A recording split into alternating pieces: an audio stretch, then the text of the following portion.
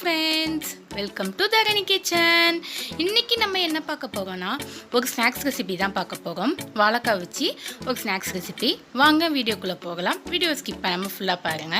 வாழைக்காயோட முன்பகுதியையும் பின்பகுதியையும் நம்ம கட் பண்ணி எடுத்துப்போம். கட் பண்ணி எடுத்துட்டு சென்டராக வந்துட்டு ஒரு லைட்டாக கீறி விட்டுக்கலாம். தோலை மட்டும் கீறி விடுங்க, உள்ளே உள்ள ஃப்ளஷ் எல்லாம் கீறி விடாமல் கீறி விட்டுட்டு இது மாதிரி எடுத்திங்கன்னா அதோட தோல் தனியாக வந்துடும். பாருங்கள், நம்மளோட வாழைக்காவை தனியாகவும் தோல் தனியாகவும் வந்துட்டு இப்போ வந்துட்டு இந்த வாழைக்காவை வந்து நம்ம சீவி எடுத்துக்கலாம். இது மாதிரி சீவி எடுத்துக்கோங்க. நம்ம வந்துட்டு இதே மாதிரி ஸ்நாக்ஸ் ரெசிபி ஒன்று வந்துட்டு நம்ம சேனல்லே போட்டிருக்கோம். அது வந்துட்டு என்னென்னா ஸ்வீட் பொட்டேட்டோ வச்சு செஞ்சுருக்கோம். அது வந்து கொஞ்சம் டிஃப்ரெண்ட்டாக இருக்கும். அதோட லிங்கையும் தரேன், அதையும் ட்ரை பண்ணி பாருங்கள். இப்போ வந்துட்டு நம்ம சீவி வச்சுருந்த வாழைக்காவை இது மாதிரி ரோல் பண்ணி எடுத்துக்கோங்க. ரோல் பண்ணி எடுத்துகிட்டு நல்லா ஒட்டி விட்டுருங்க, அப்போ தான் வந்துட்டு பிரியாது. நம்ம இதே மாதிரி நம்ம எல்லா வாழைக்காவையும் செஞ்சு எடுத்துக்கலாம். பாருங்கள், நான் எல்லா வாழைக்காவையும் செஞ்சு எடுத்துட்டேன். பார்க்கக்குள்ளே எவ்வளோ அழகாக இருக்குது பாருங்கள். கடாயில் நான் வந்துட்டு தேங்காய் எண்ணெய் சேர்த்துக்கிறேன். இந்த ரெசிபிக்கு வந்துட்டு தேங்காய் எண்ணெய் தான் நல்லாயிருக்கும். நீங்கள் தேங்காய் எண்ணெய் சேர்த்து பாருங்கள், அதோட ஃப்ளேவரும் டேஸ்ட்டும் டிஃப்ரெண்ட்டாக இருக்கும். அதோட நான் வந்துட்டு ரம்பை இலை சேர்த்துருக்கேன். ரம்பை இலை சேர்த்து நல்லா பொரிச்சு எடுத்துப்போம். இதை வந்து பேண்டன் லீஃப்னு கூட சொல்லுவாங்க. இது வந்துட்டு நீங்கள் பொரிக்கக்குள்ளேயே அந்த ஸ்மெல் வந்துட்டு சூப்பராக இருக்கும். இதை வந்து நல்லா பொரிஞ்சிட்டு எடுத்து தனியாக வச்சுக்கலாம். இப்போ வந்துட்டு நம்ம வாழைக்காய் ரோல் பண்ணி வச்சுருந்தோம்ல, அதையும் சேர்த்து பொரிச்சு எடுத்துப்போம். நல்லா அதை வந்து கலரி விட்டுக்கிட்டே இருங்க. இதோட நான் வந்துட்டு ஒரு டேபிள் ஸ்பூன் வந்து பட்டர் சேர்த்துக்கிறேன். பட்டர் சேர்த்துட்டு இதையும் நல்லா வந்து கலரி விட்டுக்கிட்டே இருப்போம்.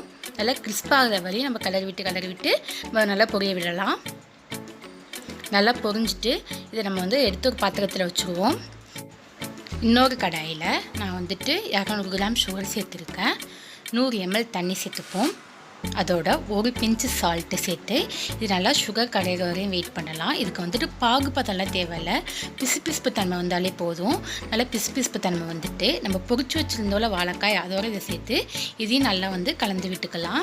இது வந்துட்டு ஒரு 5 minutes வரையும் இதையும் நல்லா கலந்து விடுங்க. அப்போ தான் வந்துட்டு இதோட சுகர் சிரப்பெல்லாம் நல்லா ஒட்டிக்கும். நல்லா நான் வந்துட்டு ஒரு 5 minutes வரையும் வந்து நான் சுகர் சிரப்லாம் போட்டு எடுத்துட்டேன்.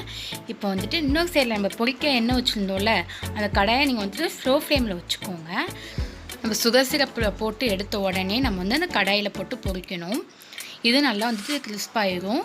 அதை வந்து கிறிஸ்பாகிற வரையும் நம்ம வந்து பொரிச்சு எடுத்துக்கணும். இப்போ வந்துட்டு ஒரு டேபிள் ஸ்பூன் நான் பட்டர் சேர்த்துக்கிறேன். நல்லா கிறிஸ்பாகிட்டு பாருங்கள், உங்களுக்கு பார்த்தாலே நல்லா தெரியும், கலரும் சேஞ்ச் ஆகிருக்கு. நல்லா கிறிஸ்பாகிட்டு இதை ஒரு பாத்திரத்துக்கு மாற்றிக்கலாம். இது ரொம்ப வந்துட்டு குயிக்காக செஞ்சிடலாம். அந்த ரெசிப்பியை நம்ம வந்துட்டு ஒரு டைம் நல்லா வந்து இதை கலந்து விட்டுருவோம். ஒன்று ஒட்டாமல் நல்லா ஆற விட்டு எடுத்துடலாம். அப்போ வந்துட்டு நல்லா கிறிஸ்பாக இருக்கும். நீங்கள் வந்துட்டு இது ஒரு பாட்டிலில் போட்டு நீங்கள் ஸ்டோர் பண்ணி வச்சுருந்தீங்கன்னா ஒரு 1 week வரையும் இது வந்துட்டு நல்லா கிறிஸ்பாக இருக்கும். இது கண்டிப்பாக நீங்கள் ட்ரை பண்ணி பாருங்கள். அவ்வளோதான் ஃப்ரெண்ட்ஸ், நம்மளோட ஸ்நாக்ஸ் ரெசிபி ரெடி ஆகிட்டு. இது செஞ்சு பார்த்துட்டு கீழே கமெண்ட் பண்ணுங்கள். இந்த வீடியோ பிடிச்சிருந்துச்சுன்னா லைக் பண்ணுங்கள், ஷேர் பண்ணுங்கள், சப்ஸ்கிரைப் பண்ணுங்கள். Thank you friends. வேறு ஒரு வீடியோவில் பார்க்கலாம். பாய்.